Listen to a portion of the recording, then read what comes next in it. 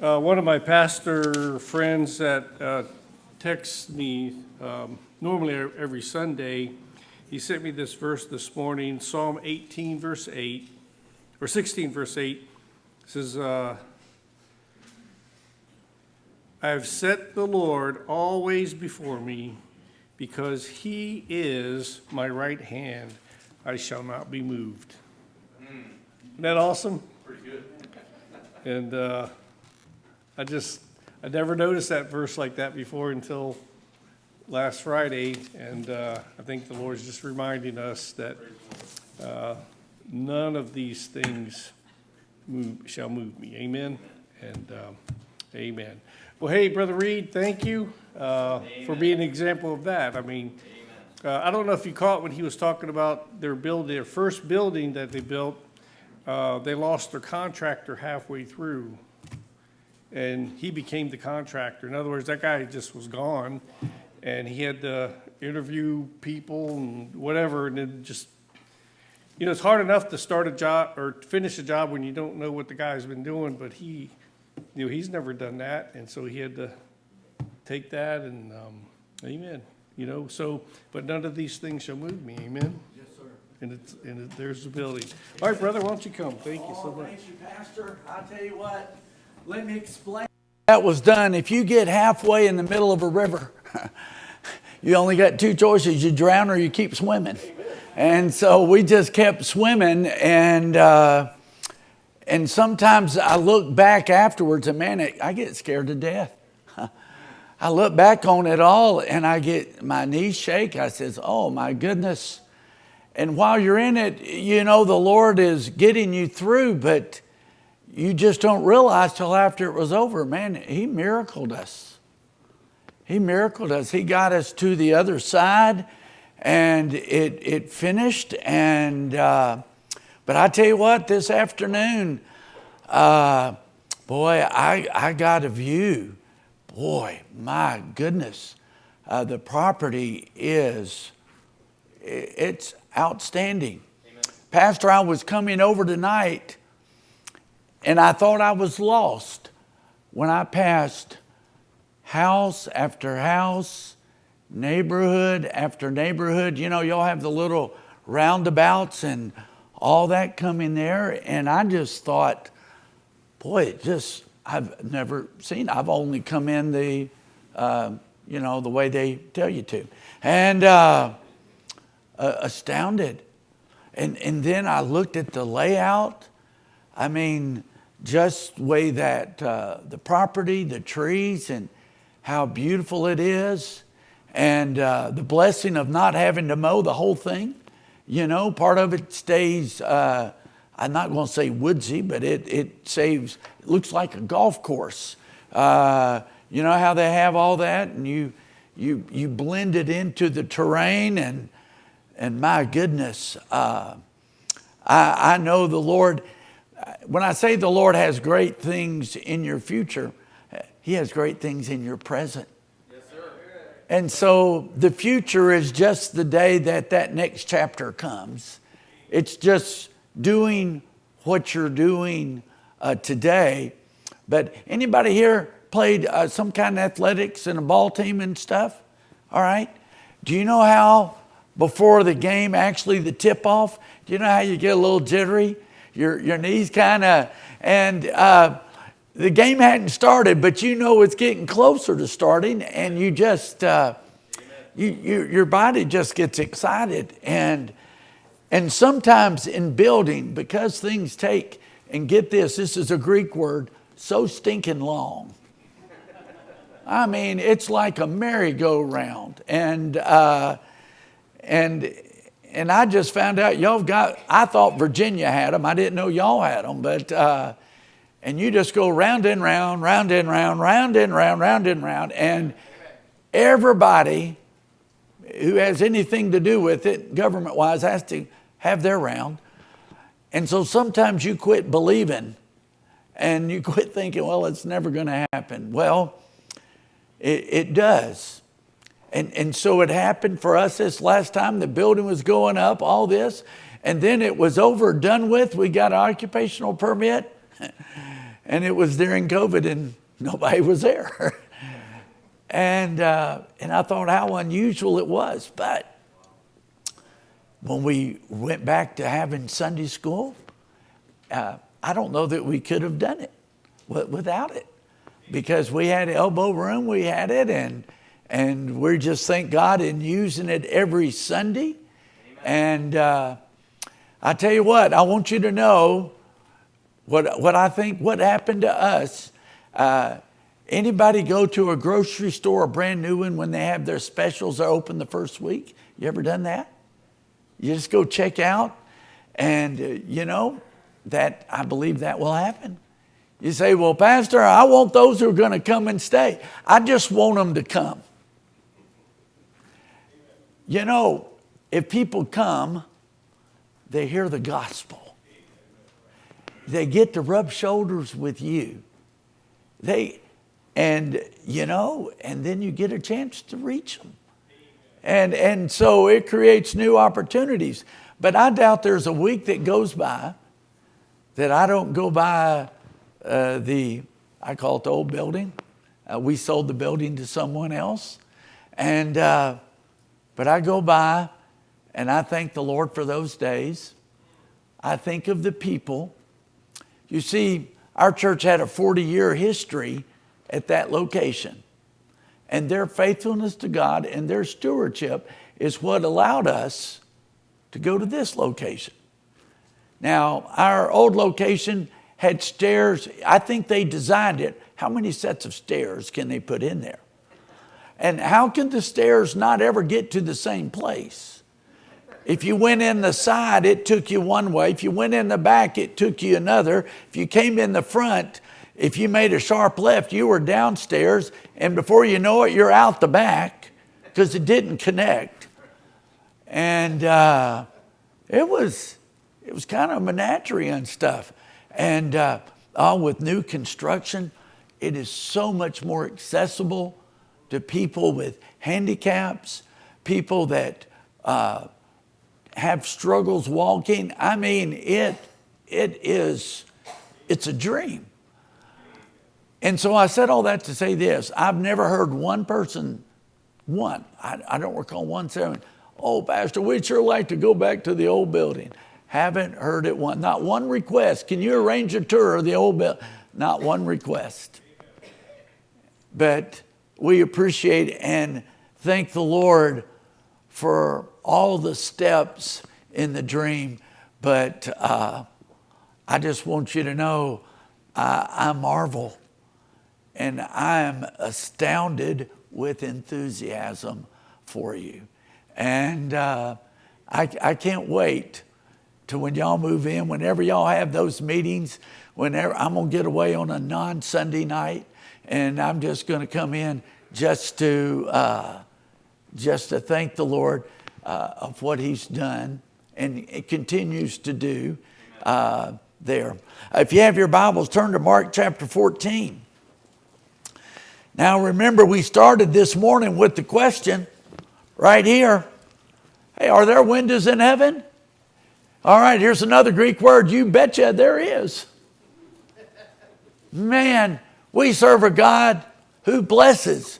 And I was trying to make the link in the scriptures that He blesses through people. I don't think this has probably happened to you. It only happened once to us. We are next to an animal hospital, and there was a gal in that animal hospital. And for the longest time, we'd get over and we would see cash in our mailbox. 5s, 1s, every once in a while a 10. But it was a varying amount, $8, $14. And you say, Pastor, what'd you do? We made sure that the mailbox hinge, the door worked. We just wanted to keep it going. I had no idea who it was. Then one day I sat in my office looking out front and I saw the gal stop, open the box and put money in. And I said, okay. Had on they wear uniforms there. I've never heard anybody talk about being stifled by having to wear something, but that's what they do there at the animal hospital. So you can identify and see them and know who they are. So I had an idea who it was. Didn't know the story. Then one day, I was in the parking lot. I saw that little car wheel around. I said, I'm going to catch her. I'm going to get an opportunity to thank this person. So I went to that and said, I just want to thank you for your generosity to the Lord's work, and would like to invite you to come on the inside and appreciate it. And the gal said this. She said, well, when I was growing up, my mom always taught me to tithe. Now, just from the appearance, it didn't appear that church is something this gal did regularly anymore. But she had clued in to something her mom and dad had taught her to do by example. And she gave for the longest time. You say, Pastor, does she still give? I don't think so. I doubt she still works there. And it wasn't. But we thank the Lord for it. But when you think of windows in heaven, I doubt that the pastor or the staff comes up and see locked boxes of cash out outside the front door. Now, God could do that. He could send it in that way. My parents' home church in Shreveport, Louisiana, they had relocated from an interior and out on a good number of acres and had their church campus there and all that. And it was kind of on a byway. It was in a perfect spot, not as good as y'all's spot, but in a great spot. Then fracking got real big in my part of Louisiana growing up. And come to find out, they had a gas well right there on their property. Now, I tell you what, that's unusual. And sometimes we think, well, God blessed them. You know what I think he did? But if God wanted to send the same amount through people, then the people miss out having their faith grown. Yeah, right. They miss out on their blessings. They miss out on their increase. All I'm trying to say is that if God is going to bless your church, he's going to bless you. And typically, now we're not saying you can't, typically you don't give the whole blessing to the Lord. You keep part of it for yourself. Now, I'm not criticizing that at all. Don't get me wrong. I'm just wanting you to see, are there windows in heaven? Is how God blesses the church through you. Isn't that amazing? Now, do y'all remember that story of the widow's mite? Boy, I haven't even gotten to Mark 14 yet, have I? Do you know who the only person that knew that she cast in everything? Jesus, he knew. You know what that tells me? He's watching the widow's mites. He's watching us. My guess, there was somebody who gave to the treasury that probably gave a very significant gift. But if you'll excuse me for saying, didn't give as much as she did in God's eyes. That's right. The Bible teaches proportional giving. Sometimes people say, well, Pastor, I can never afford 10%. Have you tried 6? Have you tried 8? Now, all I'm trying to say when it comes to this subject of giving is sometimes it's just our carnal nature. We find ways to do nothing when we could start with something. Okay?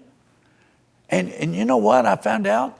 When you blow a balloon, what's the hardest blow? First blow. And so I'm just suggesting, start blowing on that giving balloon. You say, well, I just don't know what I can give. I took a jar of change, when I go in and take my clothes off in the closet, I had a jar, and I just take whatever change and put it in there. I don't know how long it'd been, not that long. And I went by the other day, just, it was full, and it wasn't a huge jar, just something like this. $100 was in that jar. Now, all I'm saying, you just start. Just start. You say, well, Pastor, I've been at it a while. Well, then you know how good it is. You know how orange sherbet tastes. And you just keep it on, and God will continue to do it. So we went from windows in heaven, and we found out there are, till we did a little bit of dreaming. My goodness. I don't know how you can not drive by and not the dreaming thing kick in. I mean, it's just beautiful. Hey, where you are is wonderful. Man, how you make this work. Man, I've eaten here a few times. I know how good it is here. And it's wonderful. It's top notch. But I just want you to know, people dream about those kind of spots. And I looked at the dream, and remember we found in Psalm 126, right out of the Bible, we dream about what God has already done. Can you tell somebody what God has done in your life? I mean, if we were doing popcorn testimonies and said, hey, stand up, give me 15 seconds on what God has done in your life, include salvation, but something else, would you have a blessing? Would you say, these wonderful children are my blessings? My family is a blessing. My job is a blessing. My house is a blessing. Being here in, isn't this Hollywood? If I'm not mistaken, we're in Hollywood. Hollywood's a blessing, or California's a blessing, and you didn't have to go there. Where you live is a blessing. You think of all of those things, and man, if you just have any twitch of hunger, boy, is that a miracle mile? Is there any restaurant that's not on that mile? Go up here, make a left? My goodness. Sometimes my car, is it Chick-fil-A? Is it Popeyes? Is it Bojangles? I mean, just where do we go? Right, that's right. I mean, it's just, you just got it all. You just haven't been somewhere else that doesn't have nothing. And so, wow, think of what God has done. Then they were excited. They were going back. Man, they were going to rebuild the temple. They're going to rebuild the walls. Wow, what God is going to do. Are you excited about what God's going to do? You say, Pastor, you're talking about in the building. No, I'm talking about tomorrow. I mean, what God is going to do in your life. You don't get to the building till you get through Monday. Right after Monday comes Tuesday. How many of you go to work tomorrow? My goodness, you're going to be surrounded by lost people, probably. You're going to be a witness. You're going to be shining, as it says in Philippians, in that dark world. Man. And then dreaming how God is going to do it. And I'm not going to re-preach the sermon, but God's going to use you to do what he wants done. Hey, now, we know God empowered them and strengthened them, but those walls of Nehemiah, they had to get out there, lift those up. So it's an amazing thing. In Nehemiah, he had them build the walls closest to where they lived. And you know, Patuxent Baptist Church, you know what? This is where you live. Right. Your building's God's wall. You know what? I found out this from the scripture. God is interested in everywhere. Amen. Yes, sir. He just wants souls saved around the whole world. Amen. Everywhere. But you know what he's assigned you? Specifically, Hollywood, California, great meals. I mean, he's assigned you here. You're building the wall. Right here where God's placed you. And now we come to Mark 14. And wow, what a story. A real life story. It really happened. I'm more sure about this happening than where you told me you ate lunch today. You say, why is that? Well, I'm sorry, this is in the Bible.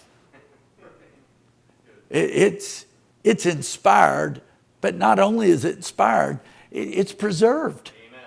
The same God who inspired it made sure it would be there for you and I to read it, just like it happened. Now, if there was 4 or 5 of you at lunch today, I could interview you. What did you have for lunch? And you'd rattle it off. I could talk to somebody else. They would rattle off. And you know what they might? They might mention something they had or ate that you forgot to mention. And what I'm trying to say is when you have 4 or 5 people, you're getting the whole story, but one is going to say, oh, it was this. My favorite was this and that. So when you read a story in the Gospels and Matthew might have something that Mark didn't include, it didn't mean that Mark forgot about it. He's just excited about what he's doing. Matthew gives you his angle of what he saw, and it all happened. Now, we're in verse 3 of Mark chapter 14. And being in Bethany, in the house of Simon. Do y'all mind if I just add a couple of words here? I just can't. Simon used to be leper. He wasn't a leper anymore. That's where they said, oh, that's where the leper lives. Probably was a well-healed leper. But he wasn't a leper anymore. He was a used-to-be leper. Amen. And being in Bethany, in the house of the Simon, the used-to-be leper, as he sat at meat, there came a woman having an alabaster box of ointment. This was costly perfume. I should have brought my cologne. I wear a top-notch, expensive cologne every morning. I get my Brute plastic bottle, put it in there and put it on. Some of you are chuckling. You say, Pastor, what do you mean Brute? That's low line. I know. I don't think Janine likes it, but I do. There's 2 things I like about it. It's got a green bottle. For some reason, I just like that green bottle. And it's cheap. All right? And I can get it at Wally's Mart. All right? I like it. I don't go to Target or any of those uptown places, you know. I go where there's always a show, regardless of what you're doing. Where do the people live that go to Walmart? I have no idea, but it's the same everywhere you go, every Walmart. And if you need a 24-hour show, we got one in Fredericksburg that's open just 24 hours. We got one right around. I mean, it's just all the same. I can't explain it. Those are unfathomable things I'm going to ask the Lord about. Tell me. But anyway, alabaster. It contained a pint of a costly perfume, pure nard, an aromatic oil from India. They didn't get it Air Express. It had to come on a camel. Wow. I mean, they estimate that they think that this represented a year's wages. Whew. Let me just tell you, there's nothing that smells that good to me. A year's wages. Just think of what if you didn't spend your money for a year and then you went all at one shot? Are you going to go get a perfume or a cologne? Not me, buddy. Hey, just smelling doesn't have to be that good. But I just want you to know what it represented. Now, We read on, and she brake the box and poured it on his head. This was a custom we find in Psalm 23, Luke 7, that they would do for guests. And my guess that people did this to impress someone or something like this. And but this is something we find in John, that when she broke this on Jesus, she used her hair to wipe it. Now I want you to know, we're watching. This wasn't cut scene 12 on such and such movie. This is real life. You're spending a year's worth of your income on this. Get yourself here in the story. All right? I mean, see where we are. And there were some that had indignation within themselves and said, why was this waste of the ointment made? Now, I want you to think, how much do you think these people had spent on honoring Jesus? I just wonder if they're the Freddie freeloaders that when Jesus had a free meal for 5,000, they were there. I just wonder when something big whip to do was going on, somebody was honoring Jesus and others could, hey, we can get a meal here. Let's squeeze in. It's all you can eat hot dogs Sunday at the church. Let's go. You know, why was somebody upset with something that they hadn't done anything about themselves? Have you ever wondered about that? Do you know whose reflection, when you look in a mirror, whose reflection do you see? You see yours. These folks here that had indignation, they failed to see that themselves. I just wonder, I'm not saying the scripture is that, but if you'll let me speculate just a little bit, I don't know if they've given a thin dime to help the poor. I don't know if the only poor they had done, well, I have this piece of meat left over, I'm not going to use it, I'll give it to them. Oh, I have something I wouldn't dare wear again. I'll put it in the missionary barrel. They'll wear it, and they better appreciate it. Okay.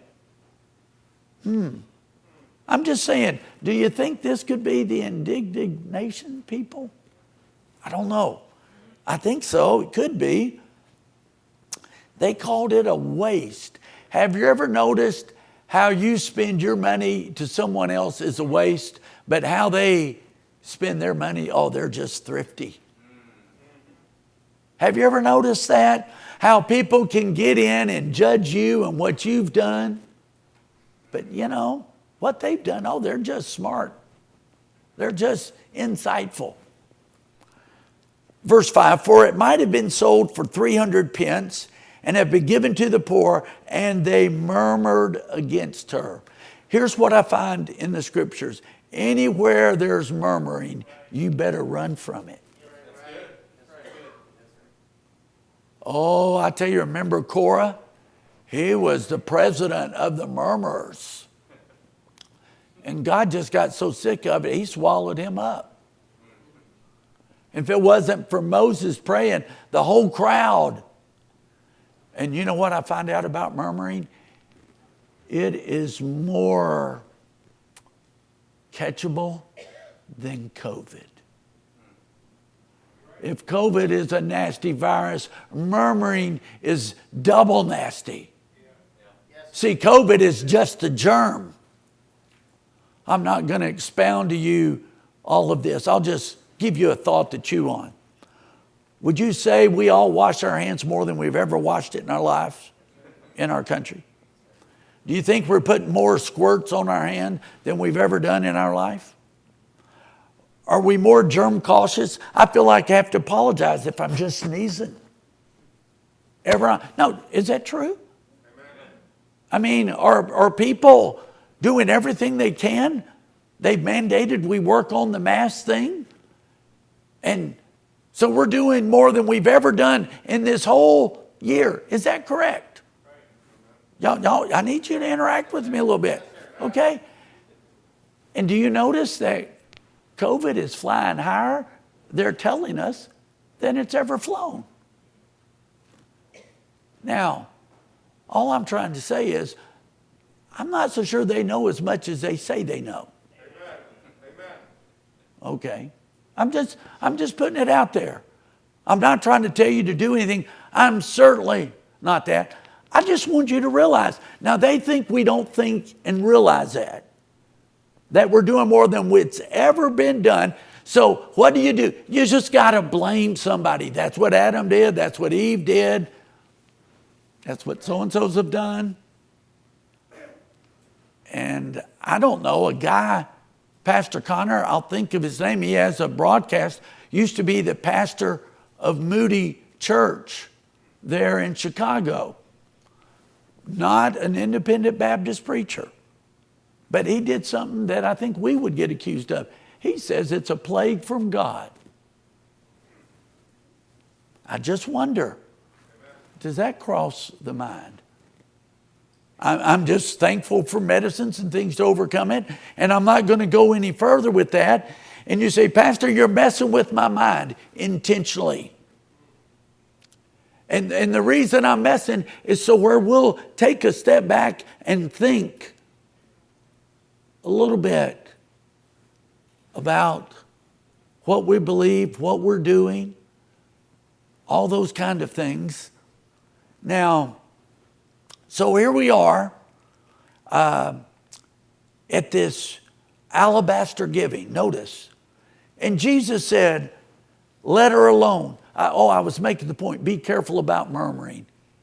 Be careful about complaining. You see, when it gets in your attitude, it gets in your mind. Oh, this job ain't worth nothing. Bible says any work is good work.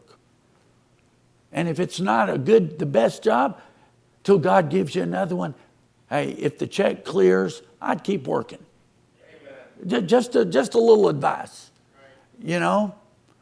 People says, well, I'm just going to go live off the government. Well, I guarantee you they'll set a limit on it. So I'm just trying to get you to think. And Jesus said, let her alone. Why trouble ye her? She hath wrought a good work on me. For you have the poor with you always. And you know what we do always? We always treat the poor with kindness. We always treat the poor with generosity. I tell you what, I'm convinced if I lived next to you and I was hungry, I believe you would give me a dip of your rice, your beans, your meal, and you'd say, here, Preacher Reed, why don't you have a little bit of food? I didn't know you didn't have anything in the house. I just believe that around you. Can you imagine if all these people, do you know there's more food banks than there's ever been? Do you know there's more distribution? I listen to all these commercials on the radio and television saying that kids go to school hungry. Well, kids go to bed hungry. There's hunger in America. Not if they go to school in America. They said we couldn't go to school because of the virus, but they would have the food distributions in the school, and they think you can do this at school, but you can't do that. There was a church, I forget what label they were, they could have their food distribution programs during the week, but don't dare meet and go to church during the week. That's true. And you say, well, Pastor, I never heard about it. You think they're going to put that out there? Do you think they're going to talk about that? Jesus said, the poor you have with you always. Right. Jesus was always including of the poor. And we just love everybody. Poor, rich, with God's grace. What is it in James? We don't do it with, what do we call it? What did James, they condemn them for? when you treated someone different than someone else. I'm trying to think of that word. Partiality. We just don't treat people with partiality. We love everybody. Everybody can come sit in the chair.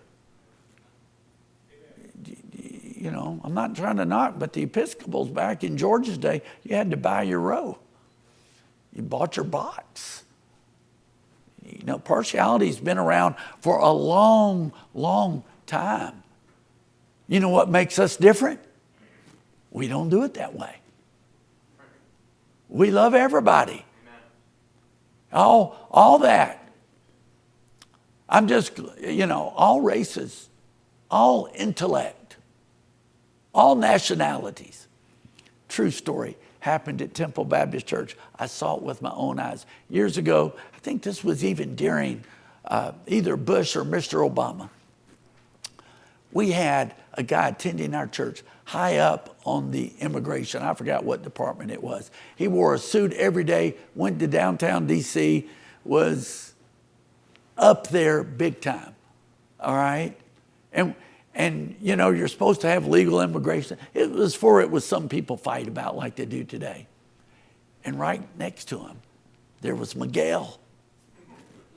Miguel was from Peru. You said, why was he here?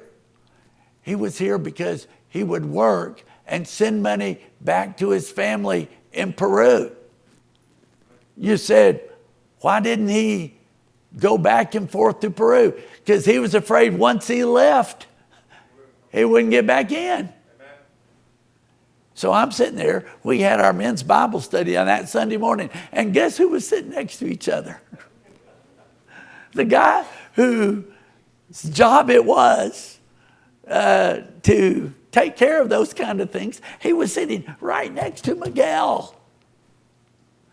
Now think of what salary he was knocking down and what salary Miguel was knocking down. You say, Pastor, what were y'all doing? Man, we're there trying to reach them both. Amen. We're teaching them both God's word. We're loving everybody. Everybody's included. Now, let's read on. Verse 8. Now notice what Jesus said. Verse 7. For ye have the poor with you always, and whensoever ye may do unto them. You may do them good. But me ye have not always. She hath done what she could. Now I tell you what, I don't know what would be on my tombstone. But if there was a phrase, Mike did what he could. I want you to think about that. Jesus is telling her, she hath done what she could. When I get an offering, am I doing what I can? Just asking. When I'm serving the Lord, am I doing what I can? Apply this to my family.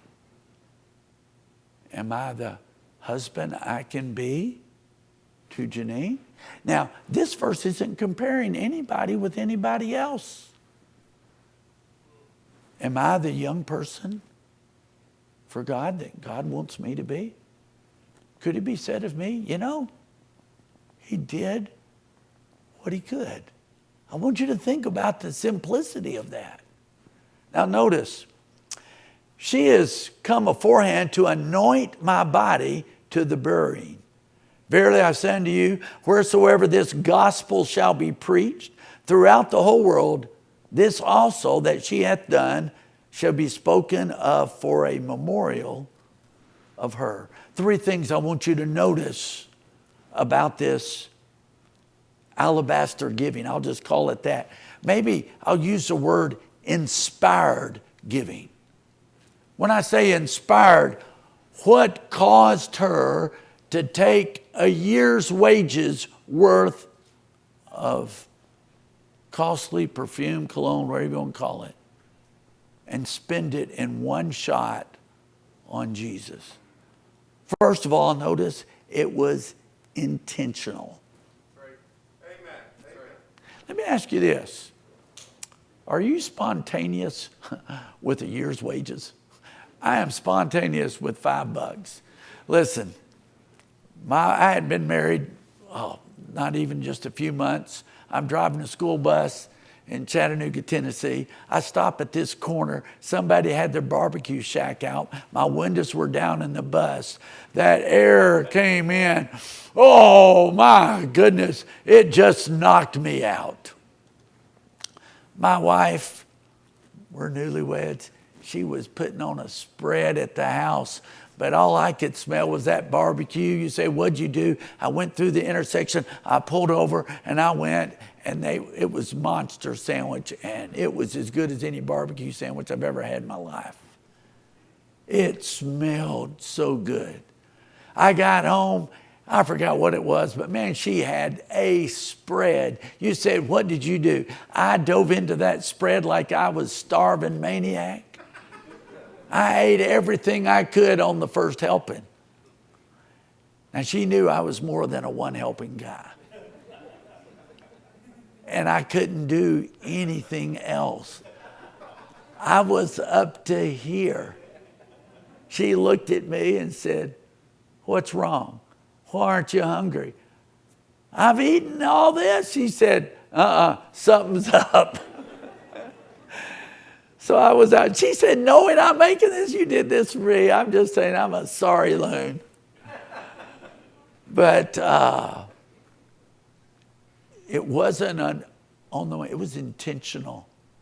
She knew exactly what she was doing. You say, Pastor, are you for emotional giving? Long as your brain is in check, emotional giving is fine. I don't think you should do anything that your mind's not involved with. I don't think you should do anything your motive is not involved with. And so it was intentional. We find there was those who murmured and those who had excuses.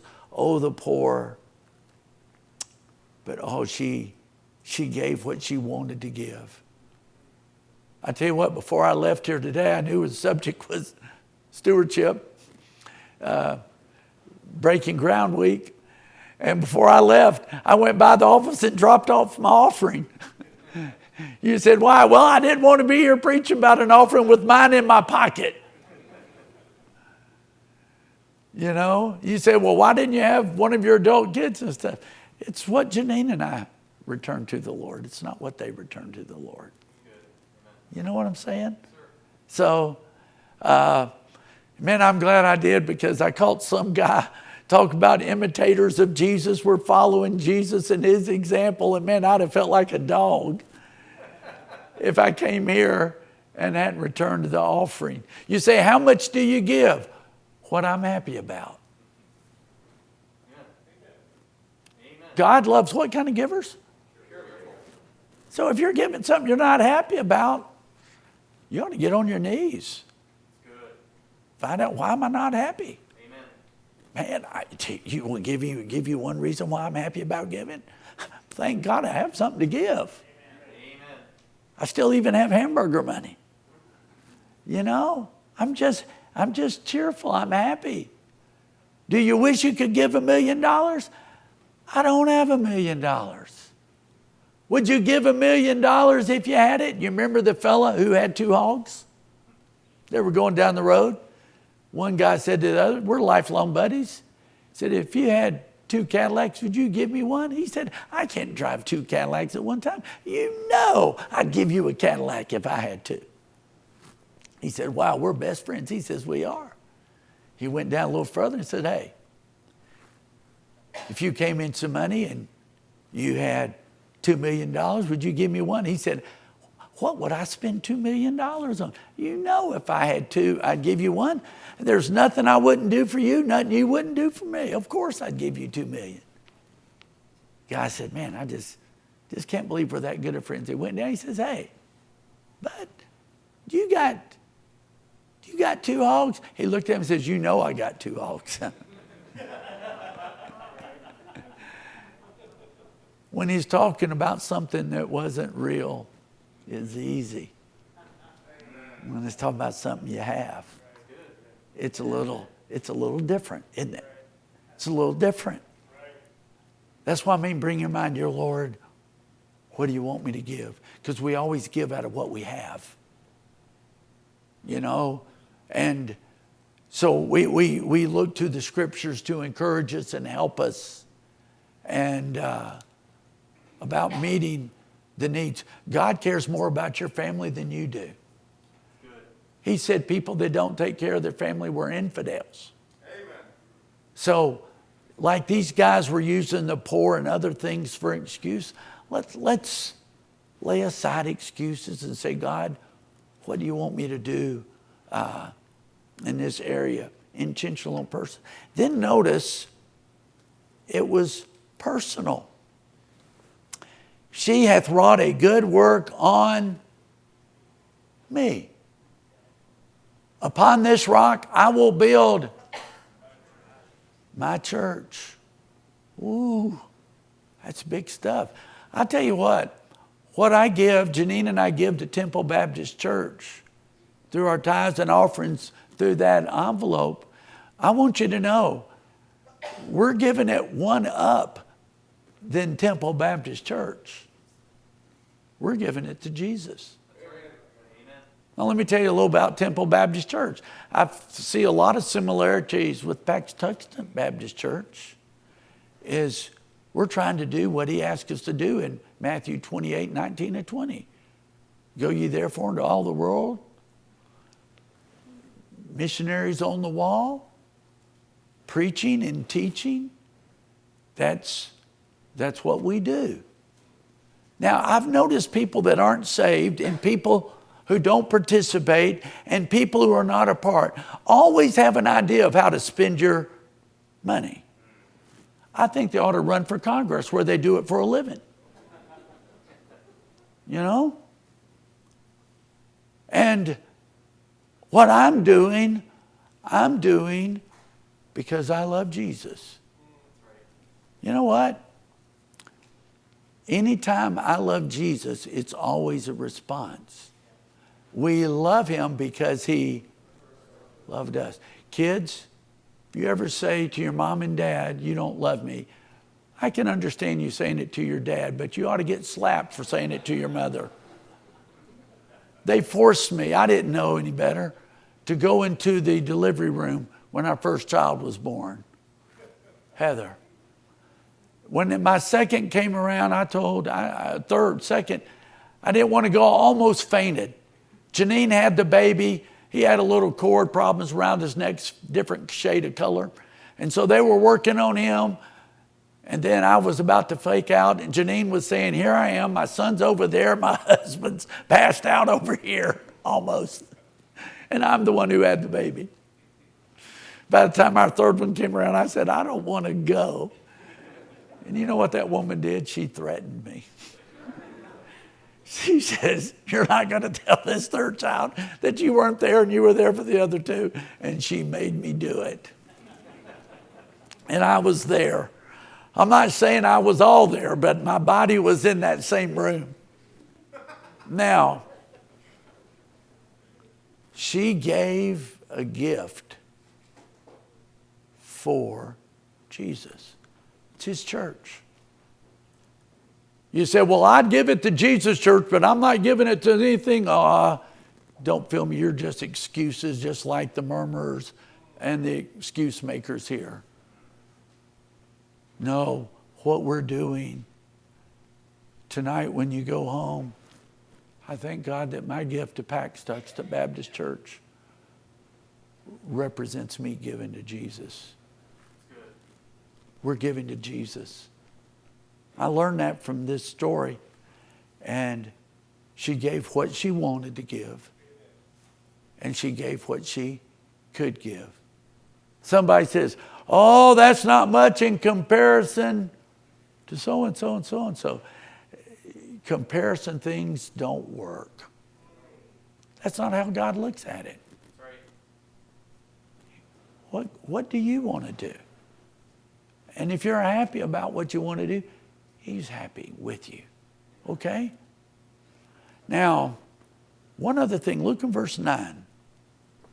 third thing about this gift. Wherever this gospel shall be preached throughout, did y'all get the phrase there?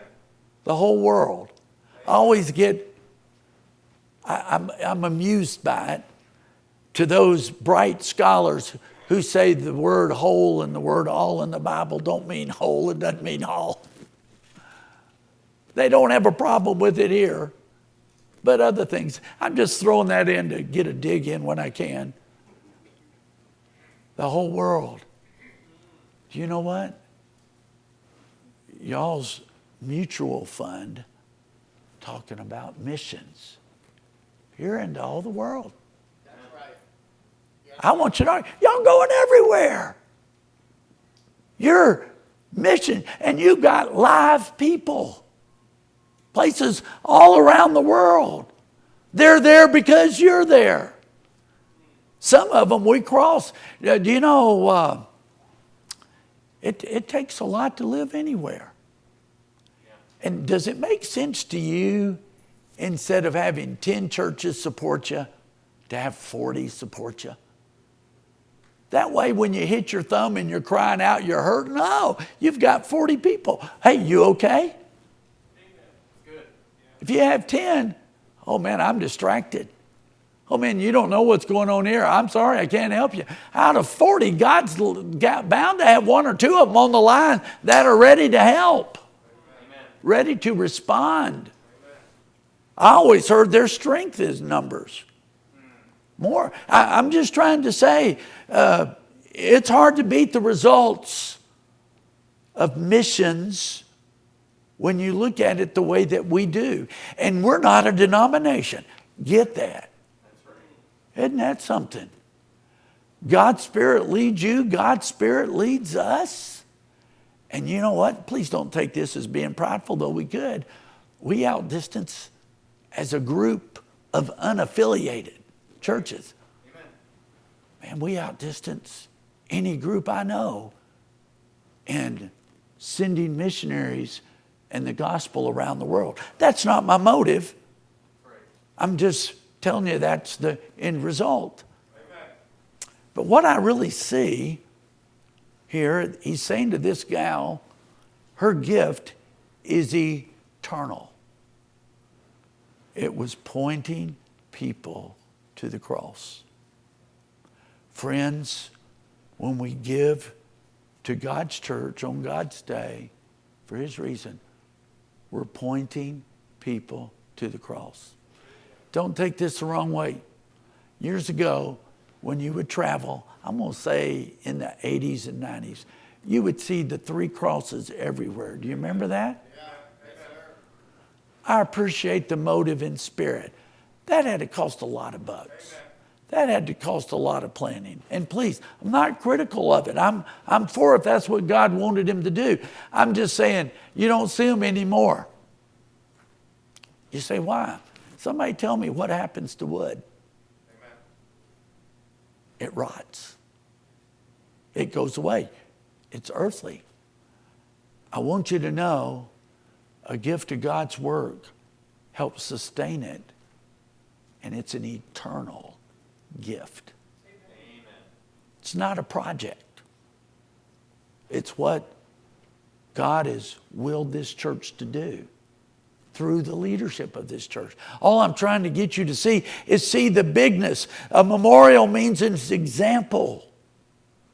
Oh, we see the example of this alabaster gift. Now, you know why she put that gift on Jesus? Because of what Jesus did for her. Everything we do goes back to the cross. We give because we love Jesus. We serve because we love Jesus. Amen. Now, I know you're looking at me a little funny saying, Pastor, 3 times a day, 3 messages on giving. Did y'all know this was Breaking Ground Week? Did you know that was the week in our church, unless it comes up in the passage of Scripture, we have stewardship. You know what week it is? It's next Sunday. You know why it's not today? Because I'm here today. Every year we're going to talk about it. You know what? Stinking Uncle Sam, every year he wants to get in my business and know everything. What have I done? Every year. Now, all I'm trying to say is I look at what the Bible says on this area of stewardship, management. In our church, I don't know how y'all do it, but every year or 2 years, we have a stewardship course that's managing the 90% or whatever.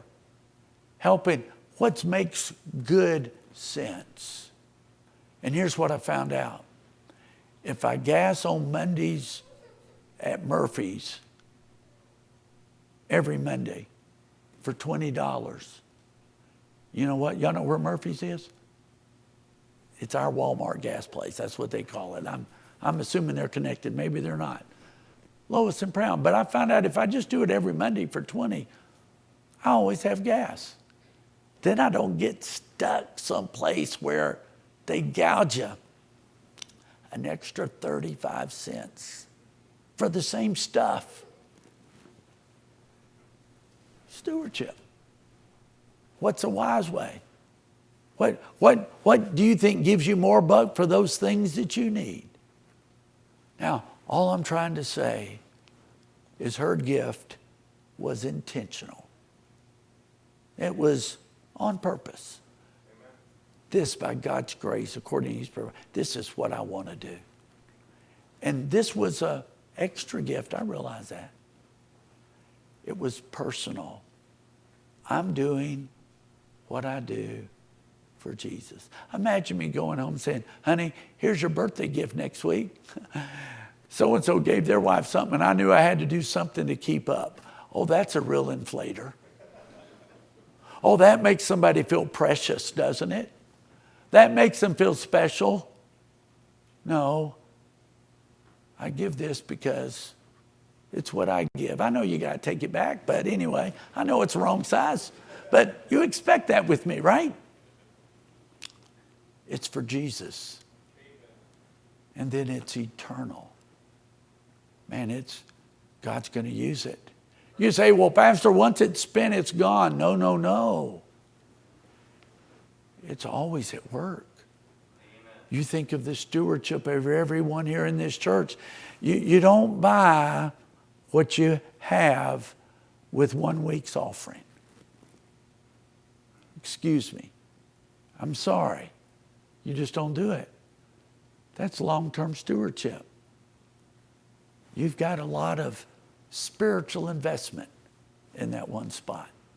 Now, I close with this. If I were here and say, hey, y'all, I've got a deal for you. I hear there's a company called Pear that's going to be coming out with phones and computers. There's going to be a retailer named BAM and BAM Mart, okay? And I can get you in for $5 a share before it hits the market. Now, you know what? If I could prove it to you and stuff, and if it resembled those other names that I'm playing off of, you would say, woo, what a deal. Oh, giving to God's work, it's a deal. It's a deal of how it works in my hearts and life. If I'm stingy with money, I could be stingy with love. If I'm stingy with money, I could be stingy with time. If I'm selfish with money, excuse me, I could just be selfish in my relationships. Anybody here had WD-40 at home? You know what WD-40 does? Takes away the squeaks. Keeps everything working. Got a tailgate and stuff, and it's always a help. Giving keeps me functioning in other areas of life. It's not about me. It's not about stuff. How many of you have basements? I have one. It is nothing but stuff. So much so, I don't even like going down there because I have to lift it and clean it, feel guilty about it, and all this. I'm just saying, honoring the Lord, God promises it multiplies, but it multiplies in every area of our life. Would you bow your heads with me? I don't have a specific appeal, but I know this. I think it's okay to say, Lord, help me to be like her. Help me to give like she gave. Heavenly Father, I just ask that you work in my heart about giving unto you.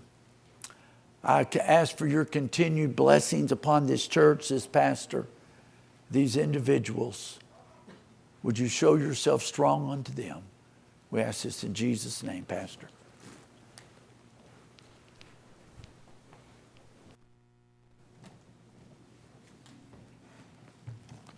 You know, I was thinking about when we first started, you know, God did some just incredible things. That first banquet, I had a bunch of old barber chairs. And so the Lord put in my heart to just sell them.